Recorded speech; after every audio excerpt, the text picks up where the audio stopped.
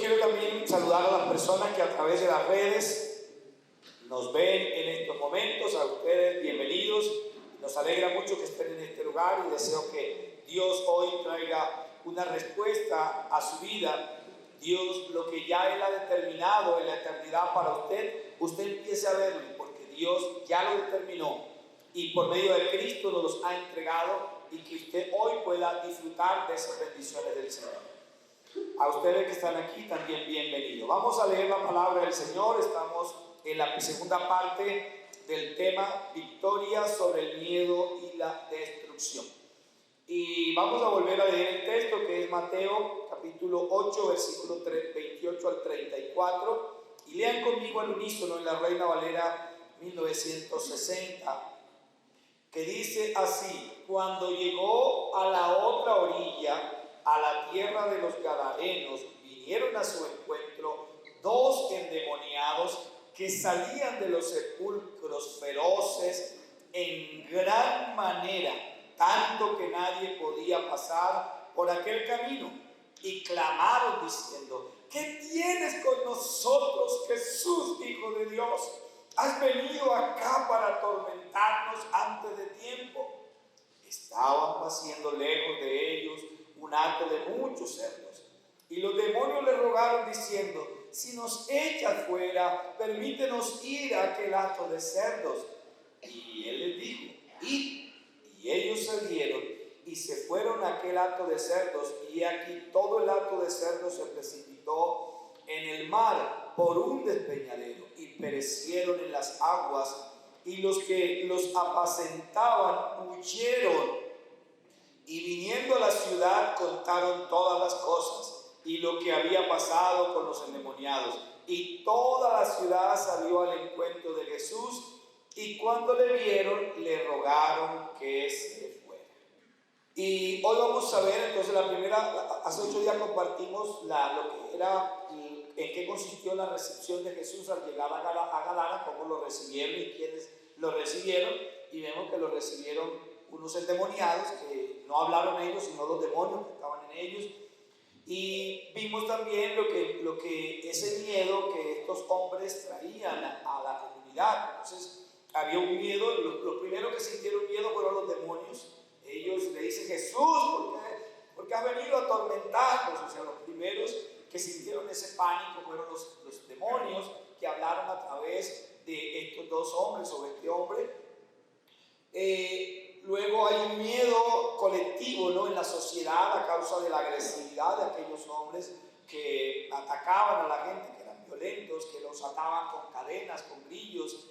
Yo no sé si nosotros, ¿no?, mirando a un hijo nuestro poseído por una fuerza maligna como esa, y que lo aten con cadenas, no era con cuerdas, era con cadenas, y dice que le ponían grillos. Y ellos volvían esas cadenas como si fueran un pedazo de hilo de coser, y lo rompían. No había una forma de tener estos hombres, de llevarlos a un centro de atención psiquiátrica, si en caso que lo hubiera habido en esa época, porque ellos, quizás entre varios, lo capturaban, pero partían esas cuerdas, esas cadenas, y se escapaban de nuevo, quizás no antes agrediendo a quienes intentaban capturarlos. Entonces vimos ese miedo. Vimos también el miedo que se manifestó en los habitantes de Gadara, no tanto los que estaban allí, sino los demás distantes, quizás los del campo, al enterarse que sus cerdos habían sido ahogados, y que ese endemoniado ahora, cuando ellos vuelven, está en su sano juicio, está en los pies de Jesús, está hablando ya coherente, está vestido, elegante, y ellos sienten miedo. En lugar de regocijarse y alegrarse, sienten miedo y deciden entonces decirle a Jesús: vete, no te queremos aquí. Hoy vamos entonces a continuar dijimos que el tema es victoria sobre el miedo y la destrucción. Hoy vamos a hacer el cierre hablando de la destrucción y en qué consistió esa victoria que se obtuvo allí. Entonces, hablando de la destrucción, quiero retomar algunos textos en la Biblia que usan ese concepto, aunque aquí en el texto bíblico literalmente no se habla de destrucción, sino se habla de la situación de estos hombres. Pero yo he pensado que había un ambiente de destrucción, de acuerdo al contexto del texto bíblico.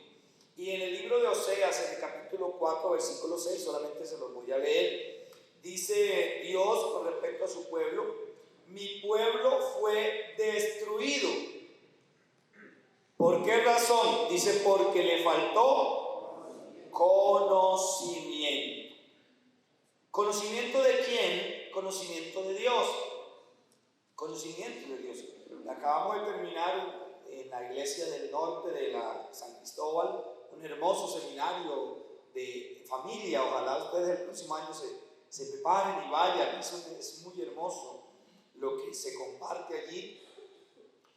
Y las conferencias fueron muy buenas. Nos hablaban de cómo nosotros hoy día como iglesia, Israel no entendió y nosotros como iglesia no hemos entendido. O sea, todo el Antiguo Testamento es unas señales sobre Cristo. Todas muchos textos del Antiguo Testamento apuntan a Cristo, pero los israelitas no entendieron lo que significó la libertad que Dios les dio de Egipto, no entendieron que ya Dios al sacarlos de Egipto les dio libertad, y ellos siguieron siempre mirando hacia atrás, declarando que parece que era mejor las ollas de caldo, las ollas de tal y cual que comían en Egipto, aún estando esclavos, pero como que eran mejor, y no entendieron ese andar.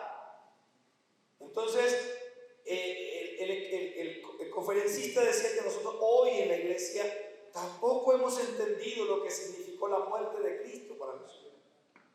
No hemos entendido que ya nosotros estamos completos en Cristo, que nosotros tenemos que hacer morir al viejo hombre, hacerlo morir para que el nuevo hombre viva, que es el hombre espiritual, que es Jesús viviendo en nosotros. Que nosotros seguimos pidiendo las migajas, Señor, bendíceme para esto, para otro, pero no hemos entendido. Y al no entender, entonces nuestra vida no disfrutamos de las bendiciones, aunque alcancemos la salvación, no disfrutamos de estas bendiciones que Dios ha preparado. Y el Señor dice que este pueblo fue destruido, ¿por qué? Porque no tuvo conocimiento. ¿Qué pasaría con estos hombres allí endemoniados?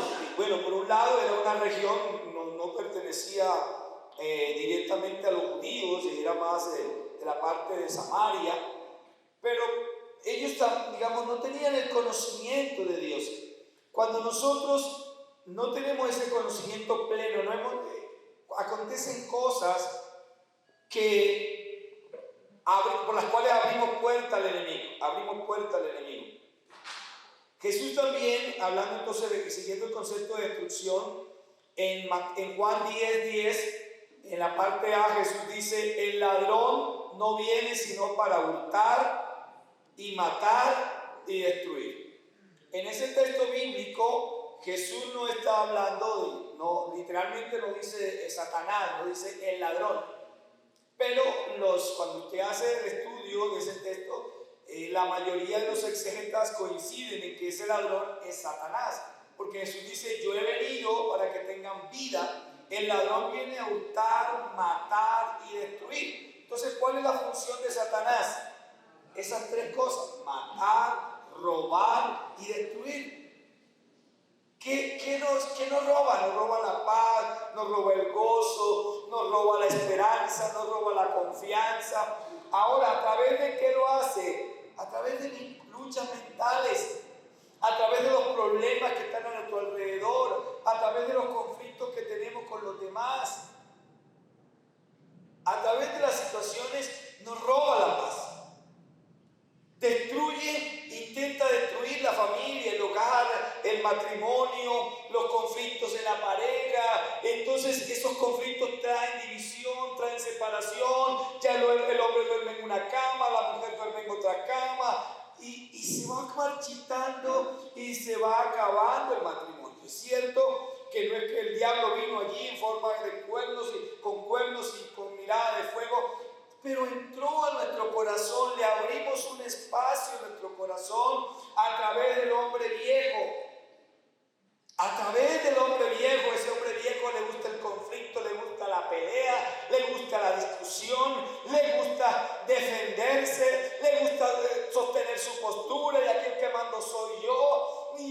comienza aquí, mando yo y se arma el conflicto. ¿Y eso qué trae? Destrucción.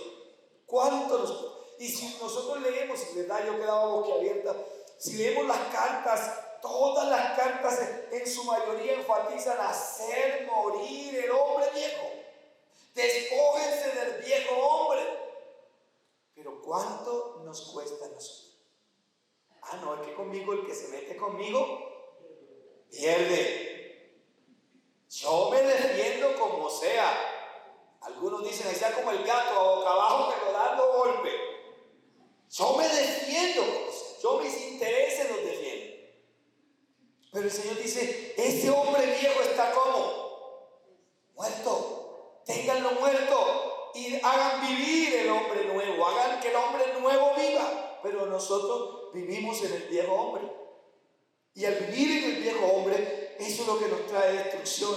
Eso es lo que nos hace recibir las migajas. Ya en Cristo recibimos todo. Dios nos dio todo lo que nosotros necesitamos para vivir correctamente. Nos lo dio en Cristo. Pero nosotros vivimos orando y pidiendo, Señor, un mejor empleo. Señor, un mejor ingreso. Señor, la salud. Señor, y no disfrutamos que Cristo está en nosotros. Y eso nos trae destrucción. Sigo. Los demonios que estaban en estos hombres, al igual que su líder, que es Satanás, tienen como función principal destruir. Destruir. Algunas veces lo hacen en una acción directa. Por ejemplo, Job, un caso bíblico, Job, Satanás ataca directamente a Job. Lo primero que hace es quitándole todo. Mueren sus hijos, le roban sus bienes, cae fuego del cielo. Eso fue una cuestión terrible la que Job vivió. O sea, Satanás entró de frente. Ahora, con el permiso de Dios, se entra de frente a destruir la familia de Job. Pero Job, ¿qué dice en medio de su dolor?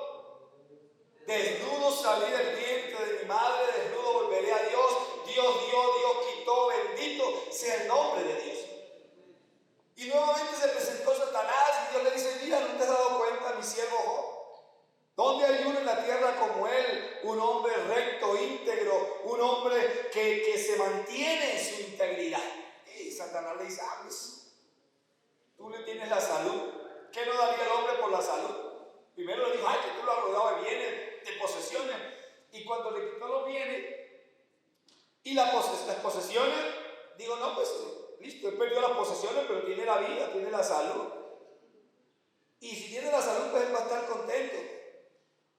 Entonces Dios le dice, listo, toca su salud, pero no ataque su vida, no lo mates.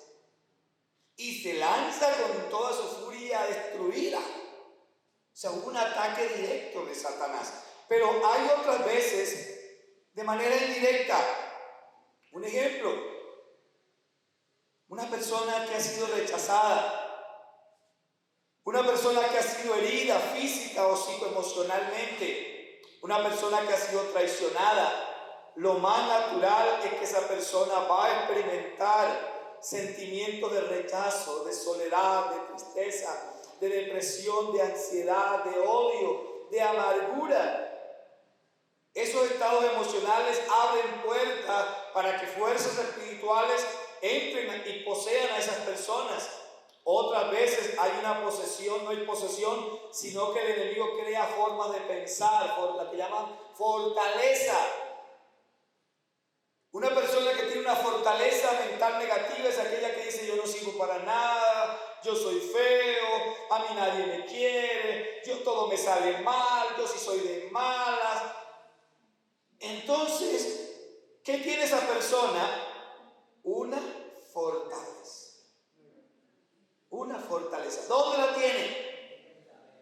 Qué difícil es trabajar esa fortaleza. Algunos que se justifican están haciendo lo malo, están haciendo cosas terribles y se justifican.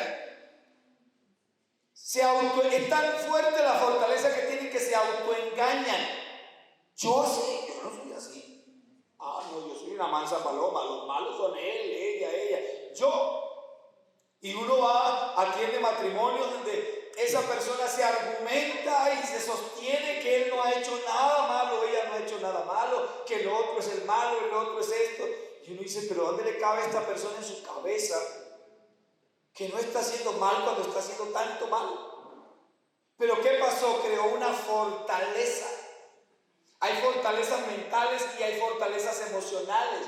La persona que sufre de depresión, la persona que sufre de ansiedad, ¿cuál es la fortaleza que tiene en su corazón? Que en su mente que no va a superar ese problema, que se tiene que quitar la vida, que viene un intento suicida en su mente, que debe acabar con su vida porque ya no hay esperanza para él, ya no hay solución para él. ¿Qué pasó? El enemigo creó fortalezas en su corazón y en su mente. El que se acostumbra a vivir del que le den y nunca tiene y nunca puede porque creó ya el enemigo fortalezas en su mente y en su corazón. Y eso es lo que el Señor, ¿qué está trayendo el enemigo ahí? Destrucción. Y quiere el Señor que tú y yo hoy seamos libres. Ahora, ¿qué es lo que deseamos? Me daba risa porque, bueno, uno de los fuertes para mí ha sido la liberación y la sanidad interior. Y este predicador decía, hagan morir al viejo hombre, no lo reanimen, déjenlo morir y hagan vivir al hombre nuevo. Hagan vivir al hombre nuevo. Dejen que no le presten atención a esas voces que empiezan a venir a su mente. No le presten atención a esas voces que le dicen que usted no sirve, contrarréstele diciendo, sí, yo soy un hijo de Dios, yo soy una hija de Dios. Ahora, eso se logra en un proceso de madurez y de crecimiento, no es tan fácil. Porque hace 8 días miramos que eso trae miedo. Miremos cómo había operado la destrucción en estos hombres, en su familia y en la comunidad. Entonces, una de las formas que había traído destrucción es por la cantidad de años que llevaban esas personas bajo la influencia de esos demonios. Lucas nos dice que estos endemoniados estaban así desde hacía mucho tiempo. ¿Cuánto hacía? Mucho tiempo. No dice cuánto era ese tiempo, pero dice que desde hacía mucho tiempo, lo cual va a entender una que no fueron así de nacimiento, lo cual va a entender que ellos fueron chicos normales, que jugaban con los demás chicos, que compartían, hablando en nuestra época, que salían al parque a patear balón, que salían a jugar, eran chicos normales. Pero hubo un momento en que algo aconteció y ahora vino una influencia demoníaca. ¿Cuántas? Uno mira hoy día, yo cuando mis hijos estaban pequeños, yo a veces los llevaba a dar una vuelta por los lugares donde había consumo de drogas. Y yo les decía, miren mis hijos, esos hombres que están allí, esas mujeres, un día fueron niños de un hogar y de una casa como ustedes. Fueron como ustedes, jugaban quizás con sus padres, con sus amigos, pero ¿qué pasó? ¿Por qué están allí? Una mala decisión, se dejaron llevar por las amistades. Alguien les ofreció un tabaco de marihuana, un cigarrillo de marihuana y le dijo, ven para que disfrutes, para que experimentes, para que se te vaya el dolor, para que se te vaya la tristeza. Y mire dónde están hoy. Esto nos indica, cuando dice de hace mucho tiempo, significa que estas personas fueron normales. ¿Cuántas personas hemos visto normales, vecinos, hijos nuestros, pero hoy están destruidos totalmente? Algunos que cayeron en la violencia, que ahora hacen parte de pandillas, que hacen parte de grupos subversivos, y uno dice, ¿en qué momento cambió esa persona si él era mi amigo?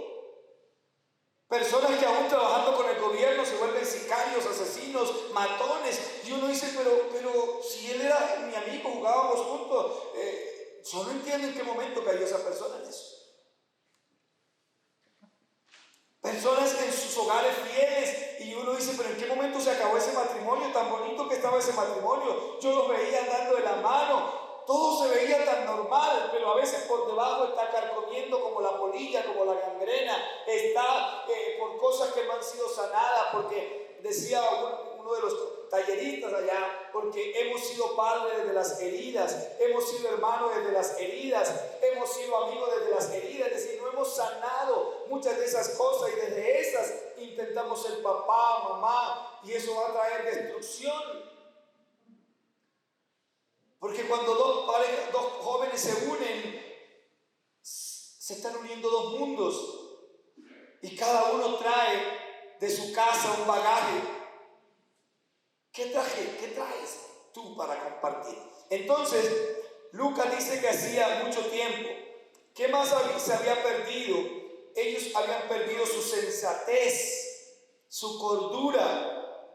La sensatez y la cordura son virtudes o principios asociados con la sabiduría y relacionados con el buen juicio, con la madurez, con el dominio propio. Lucas nos dice, y no vestían ropa, allá en el capítulo 8, versículo 27, la parte C, no vestían ropa. No había sensatez ni cordura, ni siquiera en el vestir. Uno ve hoy día como, y no porque estén endemoniados como estas personas, pero hoy en este ambiente de culto al cuerpo, en este ambiente sensual, hoy los jóvenes han perdido la cordura en su propio cuerpo. Uno los ve aquí argollados, parecen esos bueyes de allá que montan por allá en el África. El cuerpo es un mapa. Se volvieron como tigres, como tigrillos. Y ahora, ¿quiénes comenzaron con eso? Los famosos. ¿Y qué hacen los demás? Seguir a los famosos. Cuando tú haces eso simplemente porque los otros lo hacen, es como el refrán, ¿para dónde va Vicente? Pero el pueblo de Dios no puede ir para donde va Vicente. El pueblo de Dios va para donde va Cristo Jesús. Nosotros no dependemos de las modas pasan. ¿Qué va a suceder con esos hombres, con esas mujeres, con ese cuerpo? Bueno, el que tiene plata se hará desmanchado y su cuerpo quedará igual, pero tú que no tienes plata, yo que no tengo, ¿cómo nos desmanchamos? Ahora quedamos como un tigrillo toda la vida. Simplemente por una moda. ¿Qué pasó con la moda? Se fue. Esa moda aquí a 10 años posiblemente ya no esté. Eso que se abre la oreja así, tremendo, y cada día se quieren poner más grandes, roscas más grandes, hasta que se les parte. Yo he visto algunos que ahora tienen una telita colgando porque se les partió, se les rasgó la oreja. No, estamos cayendo en una autodestrucción. Estamos viviendo un mundo que se está destruyendo.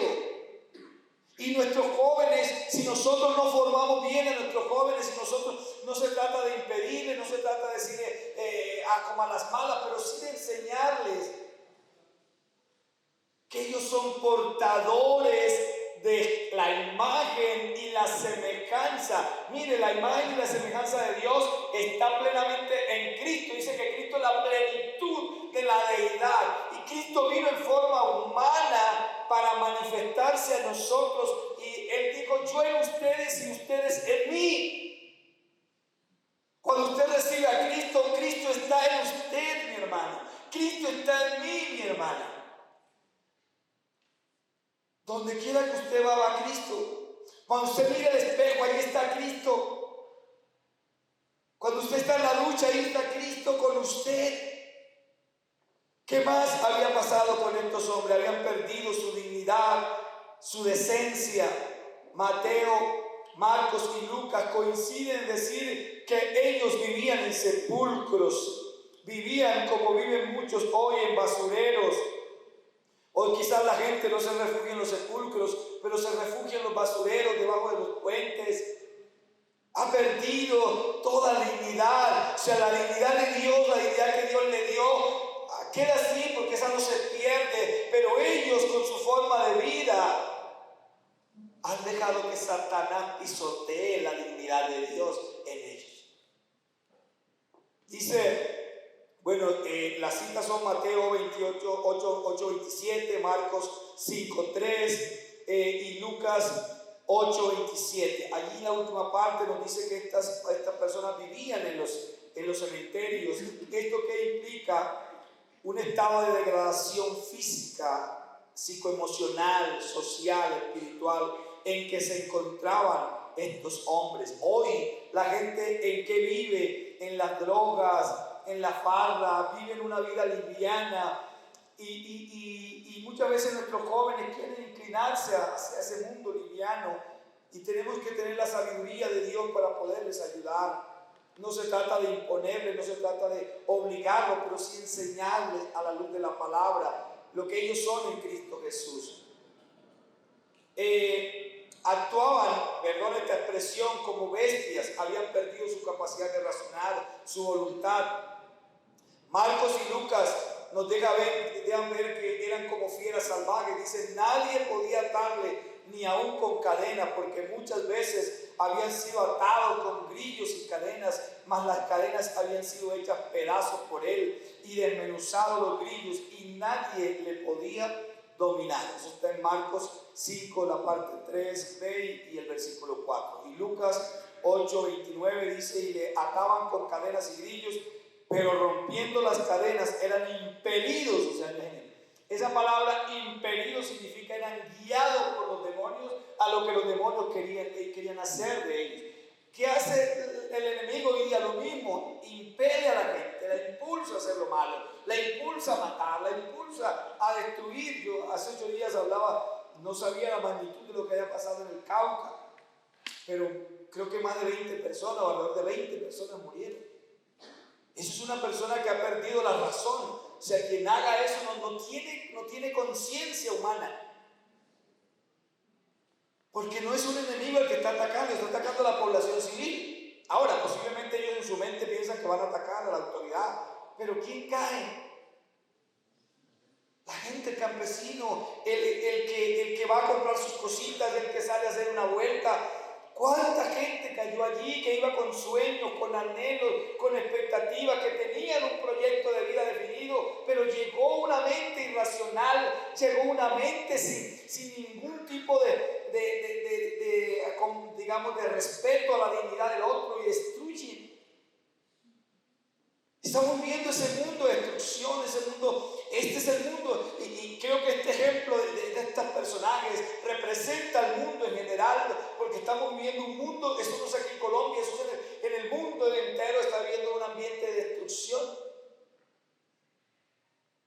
Seguimos, habían perdido su tranquilidad, no tenían sosiego. Dice, siempre de día y de noche andaban dando voces en los montes y en los sepulcros, según Marcos 5. Es decir, había una ansiedad en ellos, había un desespero que los llevaba de un lugar para otro. Dice mi mamá, parece el perro con gusano. O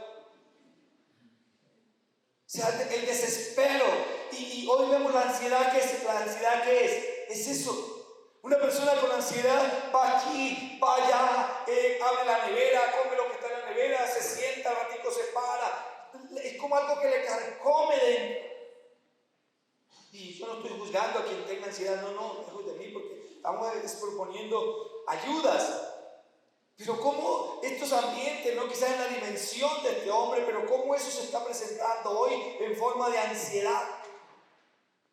Cada día tenemos una población con más trastornos emocionales, mentales. Hoy día la parte médica está preocupada, según ellos, por la cantidad de chicos hoy día en los colegios con problemas emocionales, con cuadros depresivos, con cuadros de ansiedad, con trastorno bipolar. Bueno, hay una serie de patologías. ¿Dónde está la esencia de eso?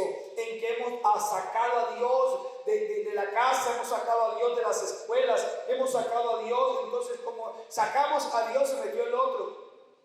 Él no necesita que lo metan, Él se mete a la fuerza. Y ese es el mundo en que estamos viviendo nosotros hoy.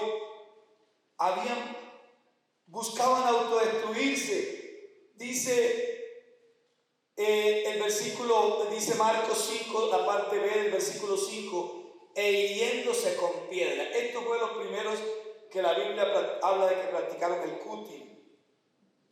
Se cortaban, se sajaban con piedras. Yo he trabajado casos, Dios mío, yo digo, ¿qué pasa en esta mente, chicos? Bueno, aquí en Bogotá no, pero en el Huila, donde su mamá, su papá, ellos usan camisa manga larga, no se daban cuenta, y un día se dieron cuenta y vaya, esas piernas como un pescado, abiertas literalmente, porque el enemigo les ha hecho creer que el dolor físico Ellos pueden superar el dolor del alma a través de lastimándose a ellos mismos con el dolor físico. Y hoy en los colegios ese se volvió el pan de cada día, los muchachos que practican el colegio, que se lastiman. ¿Por qué? Porque mamá no me quiere, según ellos, porque me siento solo, porque me siento vacío. Entonces, y algunos no solamente practican el cutis, sino que practican el vampirismo, se chupan esa sangre. ¿A dónde viene esta sociedad? ¿A dónde está en un ambiente de destrucción? Pero yo quiero decirles, para ir cerrando, que hay victoria sobre el miedo y la destrucción. Hay victoria, y la victoria es Cristo Jesús. Y voy a omitir algunas cosas que he escrito aquí para centrarme en lo que Jesús hace. Estos demonios, voy a hacer como un recuento, no voy a entrar en detalle para darle el punto clave. Estos demonios, cuando ven a Jesús, le dicen que tiene con nosotros, Jesús hijo de David, ha venido a atormentarnos. Jesús le pregunta, ellos declaran, no es interesante porque ellos declaran: tú eres Jesús, el Hijo del Dios viviente, eres el Hijo del Dios Altísimo. Pero es interesante, según William Land, un teólogo bautista, dice que en aquella época allí en Gadara había un concepto, un mito, como suelen haber en nuestra época, de que cuando, y quizás eso venía desde el Antiguo Testamento, recuerdan cuando Jacob se enfrenta con el ángel le dice: ¿cómo te llamas? Y Jacob dice: Jacob es mi nombre. Y el ángel dice: no se llama tu nombre Jacob, sino Israel, porque has luchado con Dios y has salido ganador. Creo que desde allá se desprendía un concepto que cuando dabas el nombre, en el caso allí de en el caso de Jacob, cuando dabas el nombre, dabas tu identidad. El nombre representa en el sentido bíblico como la identidad de la persona, la esencia, porque los nombres tienen su significado, justamente, sobre todo en la Biblia, los nombres no se ponían por ponerle nombre, sino cada nombre tenía su significado. O sea que cuando una persona daba el nombre, estaba, y ese significado es su esencia, lo que significa, lo que connota. Y muchas veces así ni siquiera nosotros sepamos el significado del nombre. Yo un día me asombré cuando un pastor el día de mi cumpleaños me hizo un acróstico con mi nombre y investigó, y yo decía: wow, este acróstico representa verdaderamente lo que yo soy. O sea, lo que él decía allí de mi nombre, una investigación que hizo, eso soy yo. Yo digo: wow, o sea, realmente el nombre tiene su sentido, ¿no? Y aquí los demonios le declaran a Jesús: tú eres Jesús. ¿Qué significaba Jesús? Tú eres el Salvador, eres el Hijo de Dios. Pero Jesús luego es interesante, o sea que ellos y se creía, bueno, lo que dice William Land es que se creía allí que cuando había una confrontación espiritual y uno de los dos contendores le declaraba al nombre al otro sin saberlo, sin que nadie se lo hubiera dicho, se declaraba ganador. Era: tengo el poder sobre ti porque sin que tú me dijeras tu nombre te lo dije. Eso le resbaló. Ahora, ¿qué hace Jesús luego a los demonios? Le dice: ¿cómo se llama? ¿Cómo te llamas? O sea, que en el sentido del mito, Jesús quería derribar ese mito. En el sentido del mito, Jesús estaría por debajo de los demonios. Porque los demonios le dicen: tú eres Jesús, el Hijo del Dios viviente. Pero Jesús le dice: ¿cómo se llaman ustedes? ¿Cómo? Díganme su nombre. Y ahora el demonio no le da el nombre, él le dice: nos llamamos Legión, quizás creyendo despistar a Jesús. Listo, no pasa nada. ¿Te llamas Legión? Listo. Porque el demonio no dio el nombre, no dijo: yo me llamo XY. No, él dijo: Legión nos llamamos, o sea, somos muchos, hay muchos nombres aquí. Pero Jesús ese día rompió el mito que se tenía en aquel pueblo, porque esa es la función de Jesús: romper mitos y falsas creencias que están en nuestra mente y en nuestro corazón para establecer su reino y su poder con su palabra. Y él le dice a los demonios: no me importa que no me den el nombre, yo lo sé, Jesús sabía su nombre. Pero cuando ellos te dicen: no nos saques de aquí, o sea, los demonios son territoriales, no nos saques de aquí. Por eso, a veces, tú mira la ciudad, cómo priman en ciertos sectores fuerza, ¿no? aquí prima la promiscuidad, aquí prima el consumo de drogas, aquí prima el alcoholismo, las famosas zonas rosas. Las zonas rosas son antros demoníacos que Satanás ha establecido allí, puso su bandera, esto es mío. Y se pasea y se pavonea sobre esos lugares, porque cuando hay muerte y muerte en un lugar, se estableció un altar de sangre. Allí Satanás estableció un altar de sangre para derramar sangre sobre eso, bien sea por crímenes, bien sea por asesinatos, bien sea por diferentes métodos. Satanás levantó un altar de sangre allí. La iglesia tiene que ser consciente de eso, ir y tomar posesión de ese lugar y declararle a Satanás que ese altar de sangre es derribado por el poder de la sangre de Jesucristo. En familia, lo que hablamos de las cuestiones generacionales, esos son posesiones del enemigo. Hay lo que llaman demonios familiares, se ancla allí y reclama y reclama y reclama. Y aquí estos demonios que dicen: ya que nos vas a sacar de este hombre, no nos saques de esta región, no nos saques. Y dice: échanos a los cerdos, envíanos a los cerdos. Y Jesús le dice: y. O sea que ellos, que se creían que tú eres Jesús, el Hijo del Dios viviente, ahora le piden cacao a Jesús. No nos saques de aquí, si lo vas a hacer, danos el permiso de entrar en esos cerdos, en esa piara, un grupo de cerdos muy grande.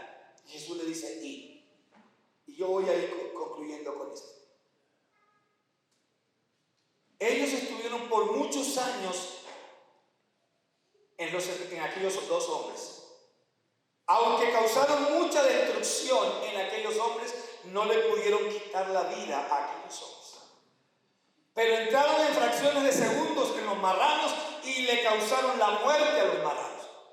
¿Por qué no pudieron quitarle la vida a aquellos hombres? Porque ahí estaba, a pesar de que desdibujada, pero estaba la imagen y la semejanza de Dios. Y yo quiero decirte que aunque tus hijos no quieran caminar con Dios, aunque alguno de ustedes tenga un hijo en las drogas, tenga un hijo en el alcoholismo, en él está la imagen y la semejanza de Dios, y usted debe pelear esa batalla y decirle al enemigo que tiene que soltarlo, porque él no puede causarle la muerte a su hijo.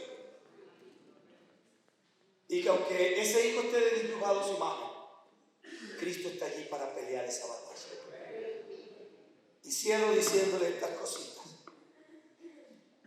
Quiero cerrar diciéndole, como manera de conclusión, ¿qué fue lo que acontece allí? Quiero hablarles un poco de las evidencias de esa victoria. ¿Cómo se evidenció físicamente esa victoria? Esa victoria se evidencia primero porque cuando esta gente regresa, ellos van y la informan: mire, aconteció esto, y viene luego esa multitud. Dice que encontraron al endemoniado sentado. Ya no está desesperado, ya no está corriendo de un lugar para otro, ya no está. Ahora lo encuentran sentado a los pies de Jesús. Como María, háblame, dime de la palabra, y está bebiendo la palabra. Entonces, una evidencia de que Dios está causando una victoria es cuando nuestros hijos quieren escuchar a Jesús. 2, está vestido, ya no está sucio, ya no está andrajoso, ya no está desnudo, ahora está vestido en su juicio cabal.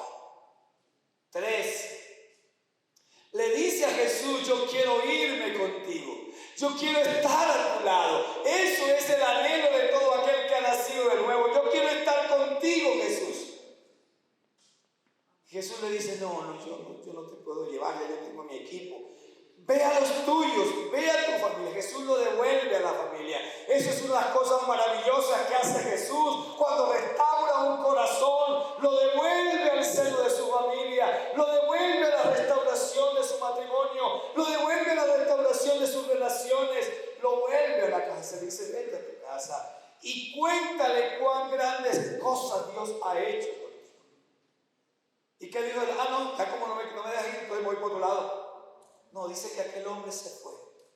Y quizás la evidencia más grande es que empezó a testificar en Decápolis. Decápolis es una urbe, una ciudad grande conformada por 10 ciudades. O sea, como ser Bogotá por 20 localidades. Entonces eso se llamaba una decápolis. Y este hombre ahora empieza a testificar. ¿Ustedes creen que la gente se convertiría? Cuando ese hombre se paraba y decía, ¿se acuerdan del loco aquel que andaba allá en el cementerio? ¿Se acuerdan de aquel que ataba? Y sí, ese soy yo. Pero mírenme cómo estoy hoy. Cristo vino a mi vida y destruyó la destrucción y le dio la victoria sobre el miedo. Yo era un generador del miedo en la comunidad. Miren, yo hoy no genero miedo, hoy genero confianza, hoy genero seguridad. Que eso sea lo que nosotros generemos. Antes quizás generábamos desconfianza, antes nadie nos quería prestar, antes no pagábamos, pero ahora somos generadores de confianza. Antes ninguna mujer creía en nosotros, antes ningún hombre creía en usted como mujer, pero ahora Cristo vino a su vida y es motivo de credibilidad, no por usted, sino porque Cristo reina en su vida. Vamos a adorar al Señor. Y quiero que aquellos que hoy quieren darle gracias a Dios por la victoria que Dios le ha dado a su vida, quizás yo quiero que hoy pienses cómo se puede ver la victoria en tu vida hoy. Que tú puedas decir, oye, así, yo noto que he cambiado. Yo noto que muchas cosas en mí han avanzado. Vamos a escuchar esta canción que habla de cómo las cosas cambian de estado de muerte a estado de vida. De huesos muertos a huesos, a carne, a vida. Padre amado, te damos gracias. Gracias, bendito Dios. Aquí estamos. Yo deseo, Señor, que todos nosotros podamos comprender esta verdad. Hemos pasado de la destrucción a la edificación. Por medio de Isaías, de Jeremías, tú le dijiste al profeta, he aquí he puesto mis palabras en tu boca. He puesto mis palabras en tu boca para que tú arranques, derribes, arruines y destruyas la destrucción. Pero he puesto mis palabras en tu boca para que tú plantes y edifiques. Dale gracias a Dios por aquellas cosas que tú sientes que ya se han ido derribando en tu vida. El orgullo, el miedo, la ira. Dale gracias a Dios por aquellas cosas donde tú sientes que Dios ya te ha dado el control sobre ellas. Donde te ha dado el control tal vez por la atracción hacia la música mundana. Tú dices, Señor, antes yo no podía vivir sin escuchar tales canciones, porque has ido tomando el control tal vez sobre las redes sociales. Tú dices, ya las redes sociales no me dominan a mí, yo tengo todo mi tiempo para ver las redes, pero no era como antes.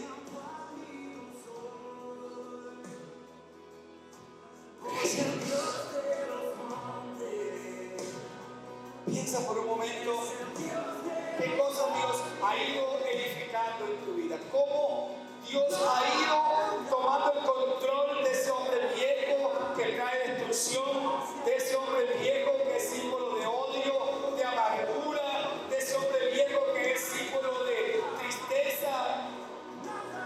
A ti que estás allí en la red, Dios te dice hoy, por medio de Jesús, Él está ahí a tu lado. ¿Qué cosas se han destruido en tu vida? Tal vez el alcohol, el tabaquismo, las drogas, la amargura en tu corazón han destruido el hogar, han destruido a tus hijos, han destruido las amistades. Pero Cristo te dice, yo soy el que doy la victoria sobre la destrucción. Yo soy el que doy la victoria sobre el miedo. Yo soy el que doy la victoria sobre el miedo. Yo doy la victoria sobre la destrucción. Padre amado, te damos gracias. Gracias. Dios te bendiga, amigo y amiga. Él te ama y quiere restaurar lo que se había destruido. Aleluya. Gracias, Dios. Gracias.